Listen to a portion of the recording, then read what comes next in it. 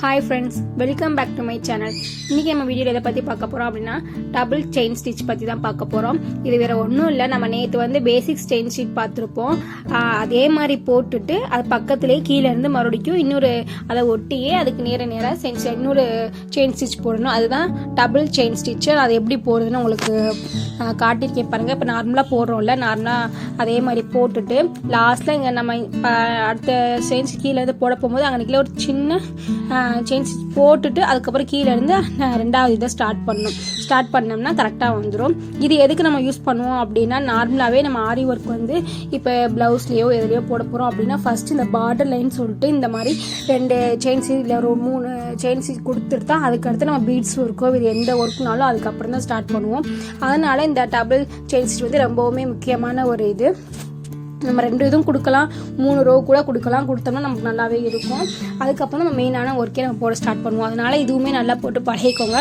Once நீங்கள் normal பேசிக் chains போட்டு பழகிட்டீங்க, அது வந்துருச்சு அப்படின்னாலே இதுவும் ஈஸியாகவே போட்டுடலாம். இது நான் 1க்கு 2 வாட்டி போட்டே காட்டிருக்கேன். நல்லா பாருங்கள். நார்மலாக எப்பவும் போல் போட்டுட்டு அந்த 2வது நம்ம கீழேருந்து ஸ்டார்ட் பண்ணும்போது அங்கே குட்டி செயின்ஸ் போட்டுட்டு அதுக்கப்புறம் 2வது கீழேருந்து மேலே ஸ்டார்ட் பண்ணணும்.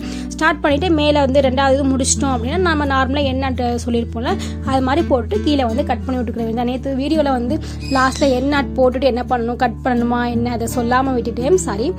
நம்ம நார்மலாக முடிச்சிட்டோம் அப்படின்னா எண்ணாட் போட்டு கீழே உள்ள இதை த்ரெட்டை நம்ம கட் பண்ணி விட்டுக்கலாம். கட் பண்ணும்போது ரொம்ப ஒட்டி கட் பண்ணிடாமல் கொஞ்சம் வெட்டி கட் பண்ணுங்கள், ஓகேவா? இதை இன்றைக்கி இந்த இது மட்டும்தான். ஏன்னா நம்ம ஒவ்வொரு நாளைக்கு ஒவ்வொரு ஸ்டிச்சு பார்ப்போம். ஏன்னா பேசிக்காக உள்ளவங்களுக்குலாம் இந்த பேசிக் ஸ்டெயின் ஸ்டிச்சே இன்னுமே போட வந்திருக்காது. ஏன்னா கொஞ்சம் நல்லா ப்ராக்டிஸ் பண்ணால் தான் வரும்.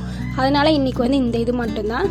இதை நல்லா 1க்கு 2 வாட்டி நல்லா போட்டு பாருங்கள். இப்போ போட நல்லா ப்ராக்டிஸ் பண்ணுங்கள். இப்போ நான் 2 இது போட்டிருக்கேன். நீங்கள் 2 இது போட்டு அதுக்கப்புறம் ஒரு 3 ரோ கூட போட்டு ஒரே ஒட்டியே 3 இது கூட போட்டு பாருங்கள். ஏன்னா நம்ம ப்ளவுஸ் இதெல்லாம் ஒர்க் பண்ணும்போது இந்த மாதிரி 2, 3 போடுற மாதிரி தான் இருக்கும்.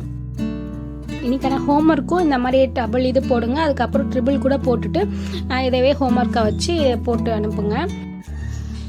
அப்புறம் ஒரு டிப்ஸ் சொல்கிறேன். அது என்னதுன்னா, இப்போ நம்ம ஆரி ஒர்க் போடும்போது அந்த ஃப்ரேம் இருக்குல்ல, அந்த ஃப்ரேமில் 2 ராடு இருக்கும், உட்டன் ராடு இருக்கும். அதில் கீழே உள்ள ராடில் இந்த வேஷ்டி பழைய வேஷ்டிலாம் இருக்கும்ல, அதில் பார்டர் குட்டியாக ஒரு பார்டர் மாதிரி இருக்கும், கரண்ட் சொல்லுவோம்ல, அதை கட் பண்ணிவிட்டு அந்த கீழே உள்ள ஃப்ரேமில் நம்ம அதை காட்டிருக்கேன் பாருங்களேன். கீழே உள்ள ஃப்ரேமில் என்ன செய்யுங்க, ஃபஸ்ட்டு ஒரு எண்ணெய் நல்லா க்ளூ போட்டு ஒட்டிட்டு அதை அப்படியே ஃபுல்லாக அந்த ஃப்ரேம் ஃபுல்லாக சுற்றிட்டு லாஸ்ட்டில் முடிஞ்சக்கப்புறம் அதுலேயுமே க்ளூ போட்டு நல்லா ஒட்டுருங்க. இது எதுக்காகனா, நம்ம இப்போ ப்ளவுஸ்லாம் ஒர்க் பண்ணுறோம் அப்படின்னா சில்க் கிளாத்லாம் யூஸ் பண்ணோம் அப்படின்னா அதை போட்டு அட்ஜஸ்ட் பண்ணும் போது நம்ம ஃபுல்லாக எல்லா சைடு இழுப்போம். இழுக்கும் போது அந்த இது இருக்குல்ல, ஃப்ரேம் இருக்குல்ல, அதில் நம்ம டைட் பண்ணி இழுக்கும் போது கிளாத் டேமேஜ் ஆக வாய்ப்பு இருக்குது. அதனால தான் இப்படி பண்ணிட்டோம்னா நம்மளுக்கு கிளாத் எந்த டேமேஜும் ஆகாது.